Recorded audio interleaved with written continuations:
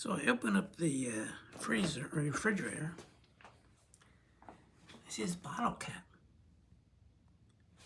I think, what's that doing here? Just a bottle cap? So now this bottle cap, well, it goes to this bottle here.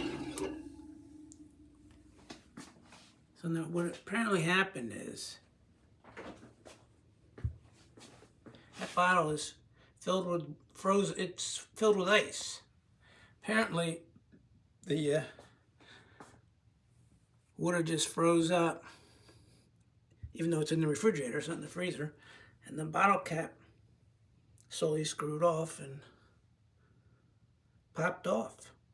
Now there's another bottle like this, but that didn't happen. I guess this was right underneath of the cooling element.